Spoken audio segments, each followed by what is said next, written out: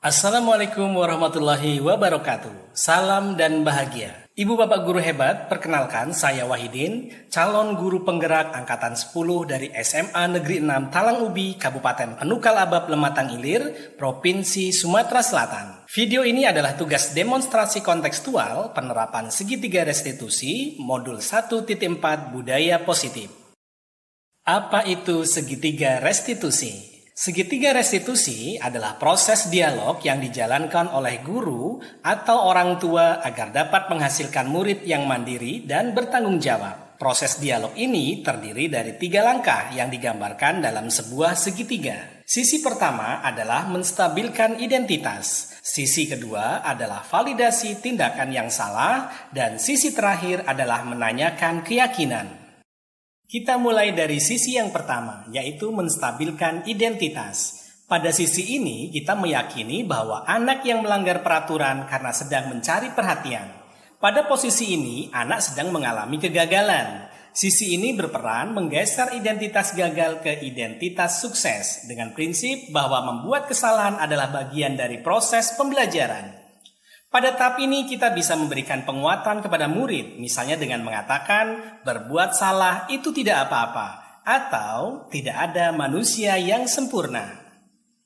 Sisi kedua, validasi tindakan yang salah. Pada sisi ini kita yakini bahwa setiap tindakan yang kita lakukan memiliki tujuan, yaitu memenuhi kebutuhan tertentu. Pada tahap ini kita bisa memberikan pertanyaan dengan nada suara yang tidak memojokkan atau menghakimi. Misalnya, kamu pasti punya alasan mengapa melakukan hal itu. Atau, padahal kamu bisa melakukan hal yang lebih buruk, tetapi kamu tidak melakukannya. Selanjutnya di sisi yang terakhir, yaitu menanyakan keyakinan. Pada saat identitas atau emosi telah stabil dan tingkah laku yang salah telah divalidasi, maka murid akan siap dihubungkan dengan nilai yang dipercaya sebagai suatu kebaikan yang seharusnya ia jalankan. Jika konteksnya di sekolah, maka kita bisa menghubungkan dengan keyakinan kelas yang telah disepakati. Misalnya dengan memberikan pertanyaan, apa nilai-nilai kebaikan yang telah kita sepakati? Kamu mau jadi orang seperti apa? Atau apa bayangan kita tentang kelas yang ideal di masa depan?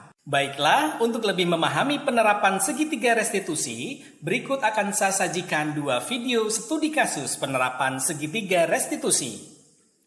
Video pertama dengan skenario, karena merasa lapar, Linda terpaksa harus berbohong kepada guru untuk meninggalkan jam pelajaran guna pergi ke kantin. Video yang kedua, skenarionya, Ika merasa harga dirinya dihina karena dituduh mencontek saat ujian.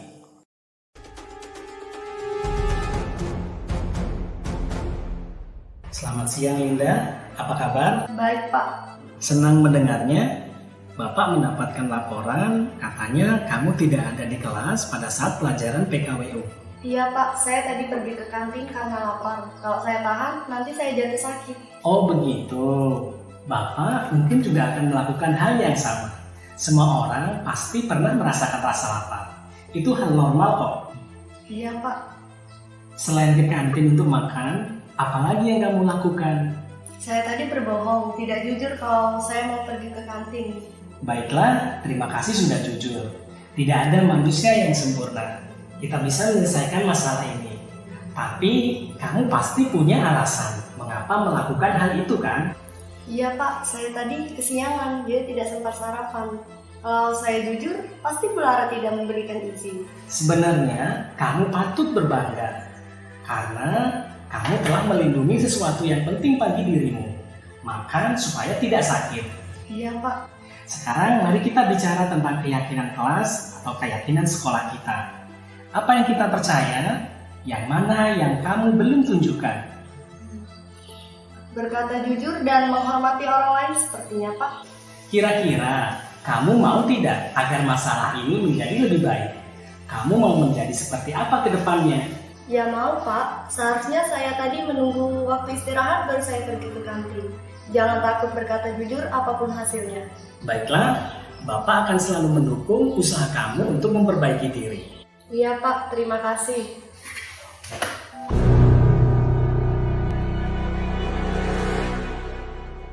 Halo Ika, apa kabar? Baik Pak. Kapan ya terakhir kali kamu menghadap Bapak? Sepertinya sudah lama sekali ya. tumben hari ini kamu ada di sini. Iya Pak, Ika ada masalah dengan Linda. Loh, kok bisa? Itu kan teman sekelas kamu kan? Ika jengkel lah Pak.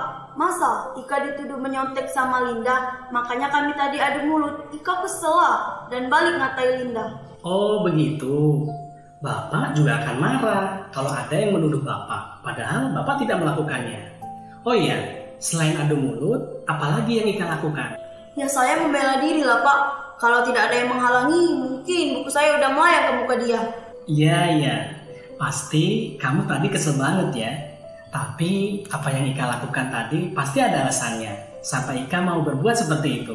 Iyalah Pak, demi harga diri. Masa saya dituduh nyontek sama dia, padahal nggak ada bukti. Sirik aja dia itu Pak. Oh wajarlah. Buat Ika sangat penting nilai harga diri itu. Untung Ika masih bisa menahan diri, hanya adu mulut saja. Iya Pak, untung saya masih sabar dan hanya adu mulut saja. Padahal udah kesel banget Pak. Tapi saya tetap berbangga karena Ika memilih bersabar dan menahan diri. Sehingga tidak berbuat lebih jauh lagi. Benar kan? Iya Pak.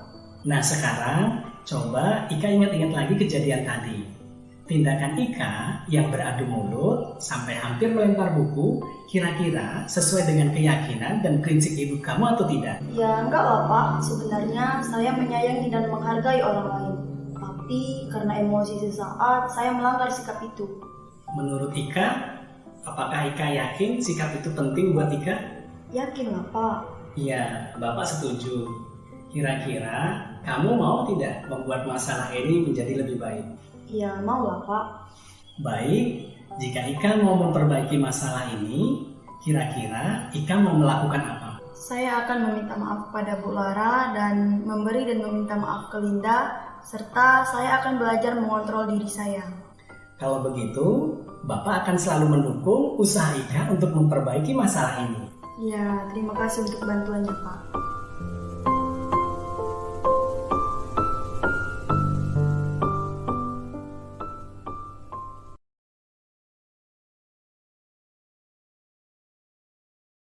Menurut saya, apabila penyelesaian masalah murid bisa diselesaikan dengan segitiga restitusi, maka hal ini akan baik untuk kesehatan mental murid itu sendiri. Karena murid diajarkan bertanggung jawab dan lebih mandiri dalam menyelesaikan masalahnya. Semoga langkah ini bisa ditiru oleh seluruh guru di Indonesia. Saya mendapatkan pengalaman baru dengan penerapan segitiga restitusi. Yang biasanya guru langsung marah ketika mendapatkan murid yang tidak disiplin. Dengan pendekatan ini, kita bisa saling menghargai dan lebih diberi kebebasan untuk menyelesaikan masalah kita sendiri. Semoga seluruh warga sekolah bisa saling bahu-membahu untuk mewujudkan budaya positif melalui segitiga restitusi. Baiklah, demikian tadi video tentang penerapan segitiga restitusi. Terima kasih sudah menyaksikan dan semoga bermanfaat. Wassalamualaikum warahmatullahi wabarakatuh.